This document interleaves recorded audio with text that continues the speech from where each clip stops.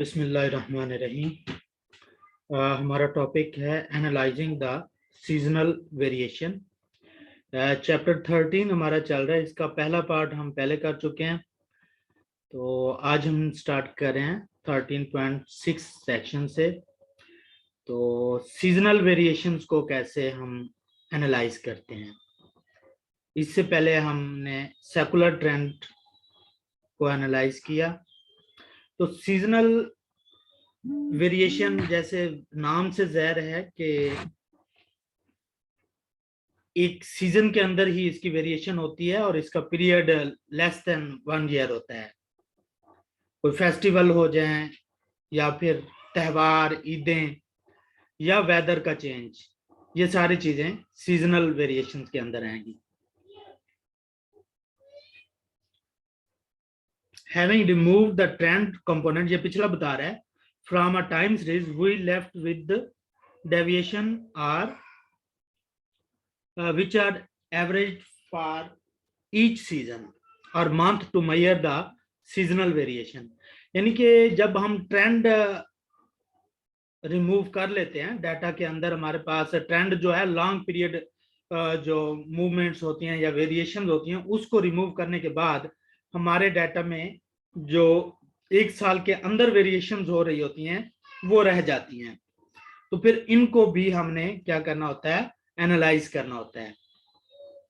The deviation are usually called the seasonal differences with the ratio expressed as percentages, may be called as seasonal relatives। तो MCQs में seasonal relatives क्या होता है ये भी आ सकता है। तो सीजनल रिलेटिव का फार्मूला आप लोगों को पता होना चाहिए। ओरिजिनल वैल्यू यानी ओरिजिनल जो वै की वैल्यू होगी उसमें से ऑब्जर्वेशंस को माइनस करेंगे और करस्पॉन्डिंग ट्रेंड वैल्यू, उसकी जो ट्रेंड वैल्यू होगी उस पर डिवाइड करेंगे, मल्टीप्लाई बाय 100 करेंगे, तो ये हमारे पास सीजनल रिलेटिव्स मेजर हो जाएंगे। A measure of variation which is usually computed in index from form is called the seasonal index। आगे हमारे पास सीजनल इंडेक्स आएगा और सीजनल इंडेक्स का हमारे पास फार्मूला क्या है। Seasonal index is equal to seasonal average divided by grand average. यानी जो सीजनल एवरेज हमारे पास आई थी उसको डिवाइड कर देंगे टोटल एवरेज पर, मल्टीप्लाई बाय 100 करेंगे, तो ये हमारे पास सीजनल इंडेक्स आ जाएगा। A seasonal index may also be compute from weekly or daily data, यानी ये वीकली या डेली डाटा से भी कंप्यूट हो सकता है। assuming the time, ये थोड़ा सा इनका प्रिंट मिसिंग है। Assuming the time series component follow the multiplicative decomposition। अगर हम ये कहते हैं कि मल्टीप्लिकेटिव डिकम्पोजिशन अगर कर रहा है तो वो क्या होता है, TSCI, इनको मल्टीप्लाई करने से ये बनता है। We give below the various method available for compute a seasonal index। अब इसके भी ये 4 मेथड है हमारे पास, जैसे हमारे पास ट्रेंड के 4 मेथड थे, इसके हैं। अब आपको पता होना चाहिए जो आपने ट्रेंड वेरिएशन के अंदर आपने जो मेथड पढ़े हैं और जो मेथड आप इसमें पढ़ रहे हैं, इनके डिफरेंस का पता होना चाहिए और इनके नाम्स का आपको पता होना चाहिए कि सीजनल वाले में क्या नाम थे और वहां पर क्या नाम है। पहला इसका क्या है, the percentage of annual average method, the ratio to moving average method, वहां पर सिर्फ मूविंग एवरेज मेथड था, यहाँ पर रेशियो टू मूविंग एवरेज है। The ratio to trend method है और द लिंक रिलेटिव मेथड है। ये 4 मेथड्स, इनको हम बारी बारी डिस्कस करते हैं। The percentage of annual average method, इसकी थ्योरी आप लोगों ने पढ़ लेनी है। आगे प्रैक्टिकली नेक्स्ट पेज पे ये शो किया गया है कि फर्स्ट ऑफ ऑल आपके पास जो क्वार्टर्स होंगे, इन क्वार्टर्स की आपने ग्रांड एवरेज निकाल लेनी है, जो कि ये लास्ट कॉलम में गिवन है। इनकी एवरेज निकालने के बाद आपने हर वैल्यू को इस ग्रांड एवरेज पे डिवाइड करते जाना है, मल्टीप्लाई बाय 100 करते जाएंगे तो ये आपके पास वैल्यूज आ जाएंगी। इनको फिर हम नीचे की तरफ ऐड करेंगे, ये मीन हमारे पास आएंगे और इसका मीन जो है ये टोटल 400, यानी अगर क्वार्टर वाइज कर रहे हैं तो इसका टोटल 400 होना चाहिए। वो नीचे बता भी रहा है as the total of the average percentage is almost equal to the desired total of 400, no adjustment is need, hence the 4 mean percentage are the desired seasonal indexes। तो ये हमारे पास जो थे, ये जो हर एक के मीन हमने निकाले हैं, एक्चुअली ये हमारे पास सीजनल इंडिसेस थे। इंडेक्स की जमा इंडिसेस होता है। सेकंड मेथड है the ratio to moving average method. अब ratio to moving average method में हम क्या करते हैं, this is the most frequently used method for the computation of the seasonal index numbers। The first step is to eliminate the trend component। यानी पहला step तो जो भी हम करते हैं उसमें ट्रेंड कंपोनेंट को रिमूव करना होता है, जो हमने पीछे ट्रेंड एनालिसिस में देख चुके हैं, डी ट्रेंडिंग जब की है हमने। उसके बाद क्या है, to this and divide the original observation for each month or quarter by the corresponding 12-month or 4-quarter month centered moving average and express the result as a percentage। हम क्या करेंगे, 4 month और 12 month मूविंग एवरेज निकाल रहे हैं या 4 quarter moving average निकाल रहे हैं, उसके मुताबिक हम उनकी पहले सेंटर्ड एवरेज निकालेंगे और फिर उन दोनों की नेक्स्ट टाइम एवरेज निकाल के वो उसके सामने, जैसे हम मूविंग एवरेज मेथड में पिछले इवन नंबर्स वाला प्रोसेस करते आ रहे हैं, ये उसका बता रहा है। क्योंकि 12 मंथ या 4 क्वार्टर हम करेंगे तो ये इवन नंबर वाला प्रोसीजर होगा। Compute the seasonal relative for each month or quarter. It is worthwhile to note that each monthly or quarterly value is assumed to consist of the product of the effect of TCSI। यानी कि total जो हमारे पास variation होती है original data की, वो T multiply by CSI, ये वो जो 4 हमारे पास कंपोनेंट होते हैं वो होते हैं।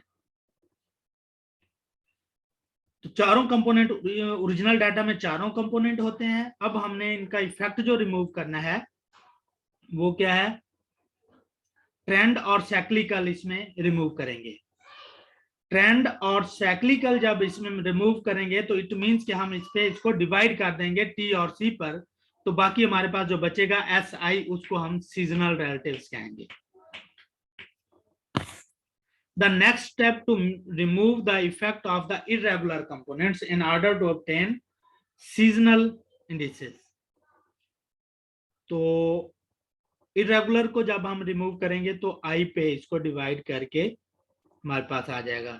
To achieve this and arrange the seasonal relatives by month or quarter and find the monthly or quarterly average using either the mean or the median.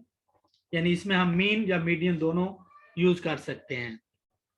अगर हम इसमें मीन यूज करते हैं, compute a modified mean,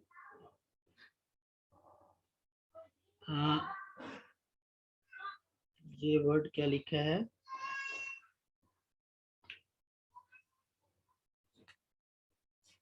discarding है, ये थोड़ा misprint है। The unusually large or small seasonal relatives under each month or quarter so that the average is not distorted। यानी वो कह रहा है इसमें जो आउटलायर आ जाएंगे मंथली या क्वार्टरली के अंदर, आउटलायर होंगे, अनयूजली जो लार्ज या स्मॉल होते हैं उसको हम आउटलायर बोलते हैं स्टैटिस्टिक्स लैंग्वेज में, तो उनको हम रिमूव करके फिर एवरेज उसकी कंप्यूट करेंगे। If these monthly or quarterly average do not average to 100, then adjust them by multiplying each median or modified mean estimated of seasonal index by the correction factor that will be make the average of all the indices equal to 100.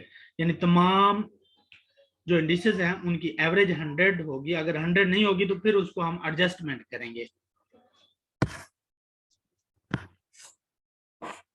ये अब इसकी example है, देखें पहले इसको quarterly data है, quarter wise जो वह वैल्यूज हैं इसमें टी सी एस आई सब कुछ शामिल है। जब हमने इसके 4 क्वार्टर स्टैंडर्ड मूविंग एवरेज निकाली तो ये हमारे पास टी सी आ जाएगा, 4 क्वार्टर स्टैंडर्ड मूविंग एवरेज।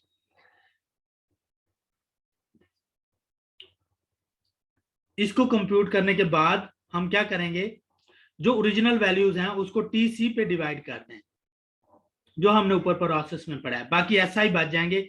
ये हमारे पास सीजनल रिलेटिव्स बच गए हैं।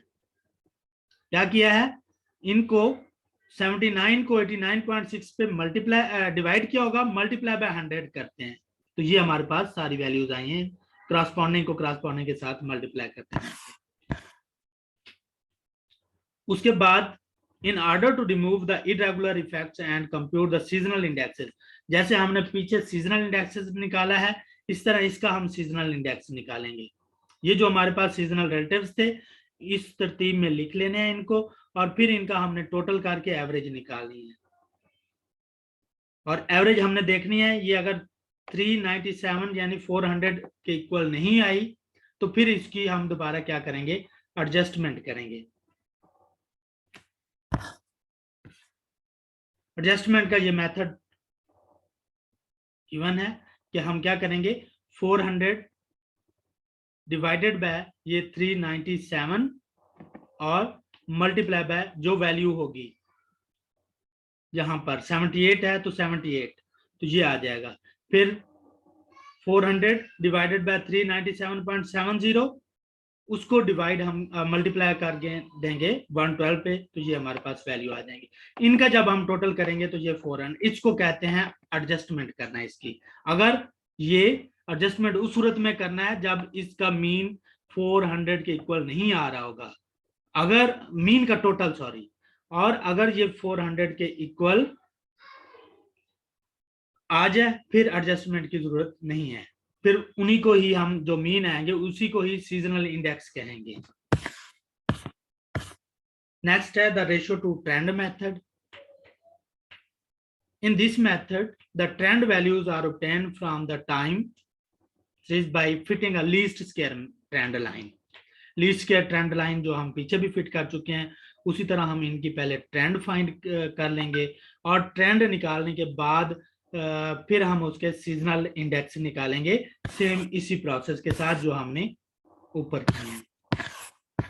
ये इसकी एग्जांपल भी है, उन्होंने पहले ट्रेंड फिट किया है, ट्रेंड को यहाँ पर लिखा है उनकी जो वैल्यूज आई थी, और फिर इनको उन्होंने क्या किया है, एवरेज ली है, एवरेज लेने के बाद एडजस्टमेंट किया है तो ये 400 इक्वल आ गया। ये बाकी एग्जांपल्स हैं, इनको आपने देख लेना है। नेक्स्ट हमारे पास लास्ट मेथड है the link relative method. Link relative method में हम क्या क्या करेंगे, कौन कौन से स्टेप आएंगे। This method was at one time the most widely used method as the data of each month or quarter were utilizing more completely, but nowadays it is seldom used as its disadvantage outweighs advantages। यानी ये method पहले तो बहुत ज्यादा use होता था, लेकिन अब इसकी डिसएडवांटेजेस जो है वो एडवांटेज की निस्बत ज्यादा हैं, तो अब इसको कम यूज करते हैं।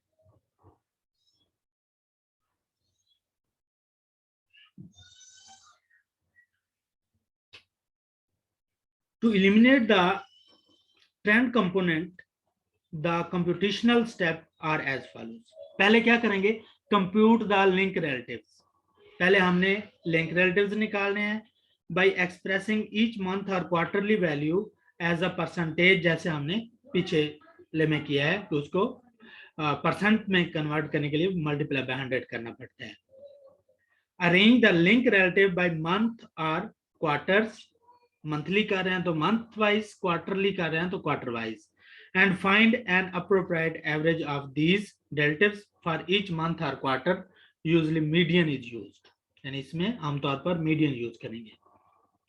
कन्वर्ट द एवरेज या मीडियन और मीन जो भी यूज किया होगा relatives into a series of chain relatives by setting the value of January or the first quarter as 100, यानी पहला जो बेस हम रखते होते हैं जैसे हम इंडेक्स नंबर्स के अंदर करते आ रहे हैं, सेम उसी तरह, and carrying the process to include the first unit of the next period.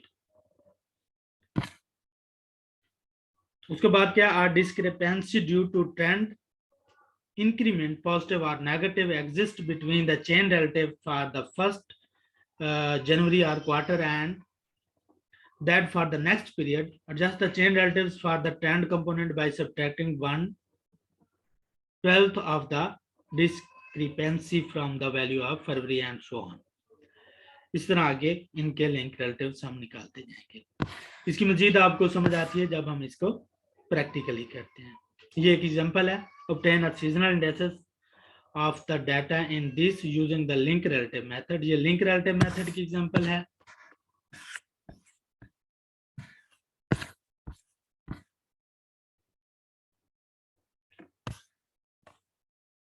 ये ऑलरेडी हमारे पास डाटा इस फॉर्म में मौजूद था।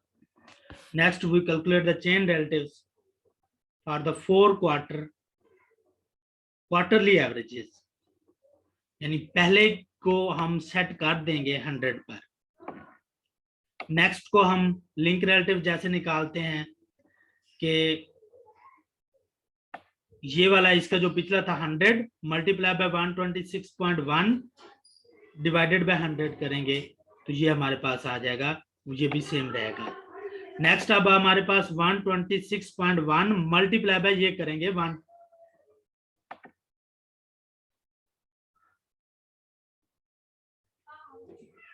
मल्टीप्लाई बाय हम करेंगे 121 और डिवाइडेड बाय 100 करेंगे तो ये हमारे पास 152.6 आ जाएगा। फिर 152.6 मल्टीप्लाई बाय 73.1 डिवाइडेड बाय, कोई एक वैल्यू करके देखें, इसी तरह नहीं आ रहा है, मैं कैलकुलेटर पे कर लेता हूं कि 152.6 मल्टीप्लाई बाय 73.1 डिवाइडेड बाय 100 करेंगे तो ये 111.55, तो इसको 111.6 कर दिया है। और उससे नेक्स्ट वाले का अगर हम पहले का निकालेंगे तो इसी तरह हम इसकी जो पहली वैल्यू थी 924 इसके साथ इसको निकालेंगे 111.6 मल्टीप्लाई बाय 92.4 और डिवाइडेड बाय जब 100 करेंगे तो ये वही आ जाएगी 103.1। तो ये इसका प्रोसेस होगा।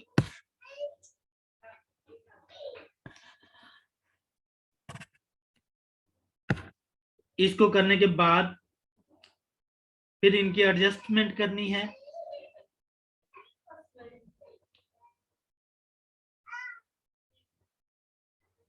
और एडजस्टमेंट करने के बाद अगर देखेंगे कि अगर ये हमारे पास कंप्लीट नहीं आ रहा है, क्या कहते हैं 400 के इक्वल, तो फिर इनको एडजस्टमेंट दोबारा करनी पड़ेगी। और ये वैल्यूज इन्होंने कैसे ली हैं, continue the process the chain relatives for the first quarter work out to be 103.1 which as a matter of fact out to have been 100. This increase of 3 is due to the trend component। ये जो 3 increase हुआ है, यहाँ पे देखें 100 था और यहाँ 103.1 हुआ है, तो ये क्या हुआ है, 3 जो इंक्रीज हुआ है ये ट्रेंड कंपोनेंट की वजह से इंक्रीज हुआ है, which as a matter of fact ought to be have been 100. This increase of 3 is due to the trend component। present in the data. An adjustment for the trend, अब trend के लिए adjustment वो कर रहा है, trend therefore become necessary since the difference is positive, so we subtract 1/4 of this from the second quarter figures, 2/4 from the third quarter figures and 3/4 from the fourth quarter figures. यानी जितना जितना उसका weightage बनता था उतने उतने इसको हमने डिवाइड किया और उन क्वार्टर्स में से माइनस करते गए हैं और फिर जाकर ये हमारे पास टोटल इसका बना है। और टोटल जब 400 नहीं आ रहा था तो फिर हमने इसको एडजस्टमेंट का मेथड वही है, 400 डिवाइडेड बाय 485 मल्टीप्लाई बाय जो वैल्यू होगी तो ये हमारे पास आ जाएगा। इसके बाद हमारे पास डीसीजनलाइजेशन ऑफ द डाटा। अब हमने डीसीजनलाइजेशन ऑफ द डाटा किस तरह करना है। डीसीजनलाइजेशन ऑफ डाटा ये इक्वल टू होता है periods of original value divided by period of seasonal index multiply by 100। तो ओरिजिनल डाटा में हमारे पास सारे कंपोनेंट होते हैं टी, सी, एस और आई। जब हमने डीसीजनलाइज्ड उसको करना है तो सीजनल इफेक्ट उसका रिमूव करना पड़ेगा। सीजनल इफेक्ट रिमूव करने के लिए हम इसको एस पे डिवाइड कर देते हैं, मल्टीप्लाई बाय 100 हो जाएगा। तो ये हमारे पास T C I multiply by 100 जो होगा ये डीसीजनलाइज्ड किया हुआ डाटा होगा। तो इस तरह के भी एमसीक्यूज आते हैं कि जब हमने डीसीजनलाइज्ड करना है तो किस पे डिवाइड करेंगे, डीट्रेंडिंग करना है तो किस पे डिवाइड करेंगे, जब हमने इरेगुलर इफेक्ट खत्म करना है तो किस पे डिवाइड करेंगे। तो वो आपको पता है, इनकी नोटेशंस का पता होना चाहिए कि ट्रेंड की क्या है, साइक्लिकल की क्या है, सीजनल की और इरेगुलर की। तो इस तरह जिसका भी आपने रिमूव करना है उस पर डिवाइड कर देते हैं तो इस तरह हमारे पास वैल्यू आती है। नेक्स्ट है analysing the cyclical variation. Cyclical variation को हम किस तरह एनालाइज करेंगे। The cyclical variation can be measured by first moving the trend and seasonal component by division and then averaging out irregular variation। यानी हम ट्रेंड और seasonal पहले divide करके उनको रिमूव करेंगे और उसके बाद हम इरेगुलर वेरिएशंस को देखेंगे। The simplest method of obtaining cyclical movement is called the residual method।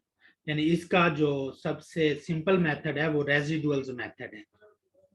The method consists of removing the effect of trend, seasonal and irregular।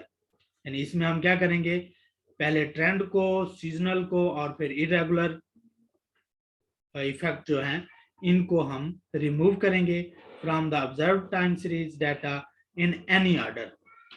Any order का मतलब है कि पहले हम सीजनल भी कर सकते हैं, इरेगुलर भी कर सकते हैं, ट्रेंड भी कर सकते हैं, जो मर्जी पहले हम कर लें। Any one of the following three procedures can be used to estimate cyclical and irregular movements। First procedure कौन सा है, डीसीजनलाइज्ड द डाटा। डीसीजनलाइज्ड का मतलब होता है कि हम एस पे डिवाइड करते हैं। दूसरा स्टेप क्या होगा, divide the result just obtain the deseasonalized data by the corresponding trend value। तो दोबारा हम जो TCI बचा था उसको T पे डिवाइड कर देंगे तो हमारे पास साइक्लिकल और इरेगुलर इफेक्ट बच जाएगा। सेकंड प्रोसीजर क्या है कि पहले हम T पे डिवाइड करें, पहले यानी ट्रेंड कंपोनेंट को निकालें और फिर हम सीजनल कंपोनेंट को निकालें तो बाकी CI बच जाएगा। थर्ड कंपोनेंट क्या है, तो दोनों को एट अ टाइम हम कर लें, TCSI को डिवाइड कर देंगे TS पर, यानी ट्रेंड और सीजनल को एट अ टाइम हम कंप्यूट करके निकालें तो बाकी हमारे पास क्या बचेगा, साइक्लिकल और इरेगुलर। जब ये सारी चीजें हो जाएंगी, all these three procedure give the same result in order to remove the irregular variation. उसके बाद अभी आई तो सबके साथ बचा हुआ है, तो आई को जब हमने रिमूव करना है, if any take an appropriate moving average of a few months or quarters duration, the resulting quantities in percentage from called as cyclical relatives or percentage do not divide by I. I पे हम irregular को divide नहीं करते, बल्कि इसको remove करने के लिए हम मूविंग एवरेज का सहारा लेते हैं, वो चाहे हम मंथली निकालें या क्वार्टरली मूविंग एवरेज निकालें। जब हम मूविंग एवरेज निकाल रहे होते हैं तो इरेगुलर इफेक्ट जो है उसमें रिमूव हो रहा होता है। Another method for isolating cyclical movement is the harmonic analysis, which is beyond the scope of this text, and ये एडवांस टॉपिक है, वो कह रहा है इसमें इसको हम डिस्कस नहीं करेंगे। यानी मेथड इसका एक और भी है, आपको नाम का पता होना चाहिए कि वो हार्मोनिक एनालिसिस है। ये सारा उसका प्रोसेस इन्होंने किया है।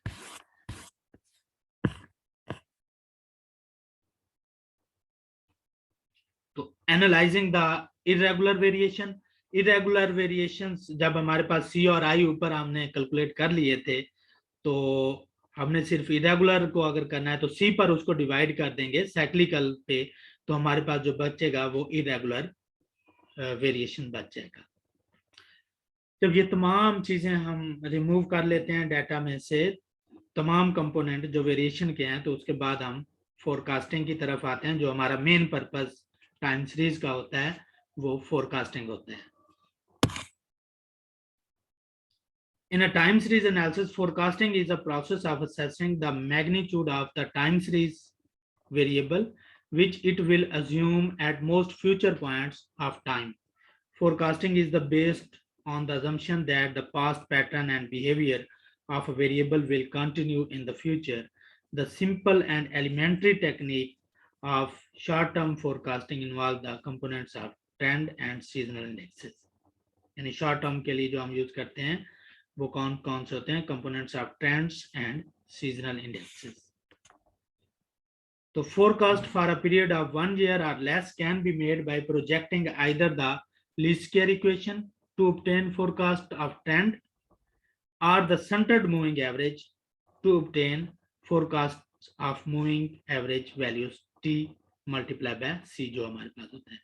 Then multiplying these projected values by the seasonal index for the period and divide by 100 to obtain TS या फिर TC multiply by as forecast। तो इसके लिए हम क्या करते हैं, यानी कि शॉर्ट टर्म अगर हमारे पास है अंडर 1 ईयर, तो हम इसको लीस्ट स्क्वायर के तहत भी कर सकते हैं और बाय मूविंग एवरेज मेथड के साथ भी किया जा सकता है। तो पीरियड फोरकास्ट अगर करना है तो इसका जो फार्मूला होगा, पीरियड्स प्रोजेक्टेड ट्रेंड वैल्यू, जो उसकी प्रोजेक्टेड ट्रेंड वैल्यू होगी उसका जो सीजनल इंडेक्स होगा उसके साथ मल्टीप्लाई करेंगे, डिवाइडेड बाय 100 कर देंगे, तो ये हमारे पास उसकी वैल्यू आ जाएगी। फोरकास्टिंग बाय एक्सपोनेंशियल स्मूथिंग, ये हमारे पास एक्सपोनेंशियल स्मूथिंग मेथड है।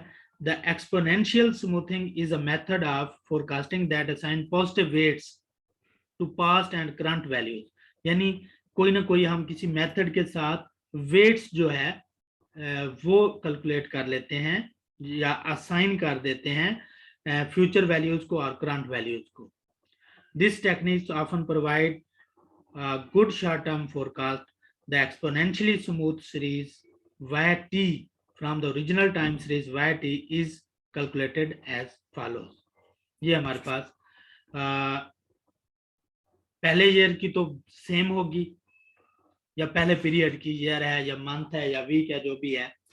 दूसरे की हमारे पास उसका वेट आ जाएगा y2 प्लस 1 माइनस वेट आ जाएगा, और जो पिछली फोरकास्टेड है वो आ जाएगी। इस तरह थर्ड की करेंगे तो w/3 आ जाएगा जो उसकी ओरिजिनल वैल्यूज थी, प्लस जो पिछली फोरकास्टेड थी उसका 1 माइनस w वेट करके।